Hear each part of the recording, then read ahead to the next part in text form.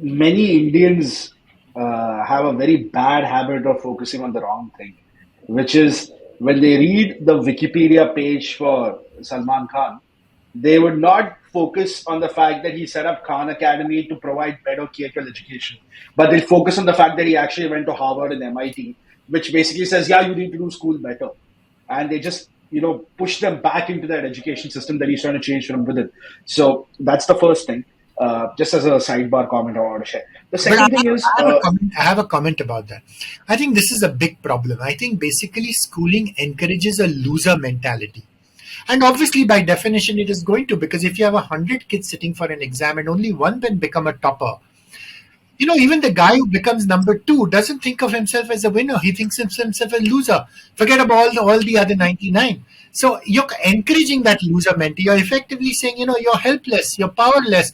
All these other kids who have the right connections, the right network, the right parents, the right money, they're the ones who are going to become successful. So to your point, I think that's exactly what we need to be able to change.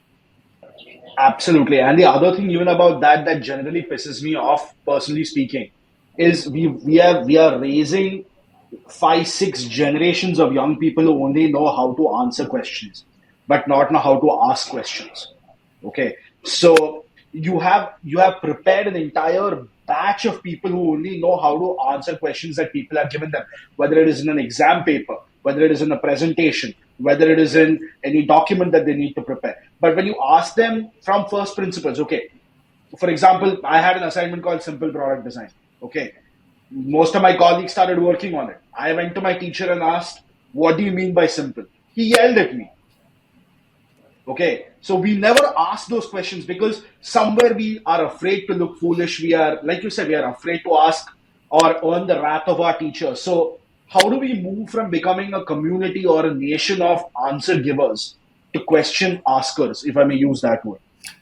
I think you framed it so well. And I think that's exactly the problem. If you try implementing these changes by the time the person has become a graduate, it's going to be extremely hard, which is why Narayan Murthy keeps on complaining about how terrible all the graduates are who apply for Infosys jobs.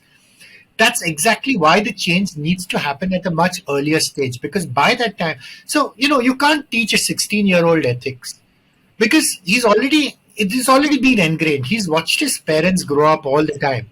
And if at your home you encourage your kids to ask questions, which means the first thing we normally do is don't ask so many questions, or I'm too tired, or whatever else it is.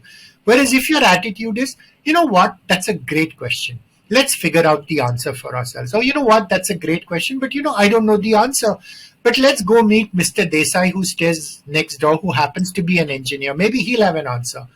Or what, I honestly don't know, but let's watch a YouTube video and see if the answers are there. So I think if we create this attitude that you can figure out stuff for yourself, everything is figure outable. And I honestly believe that. There's a great book called Figure Outable, actually.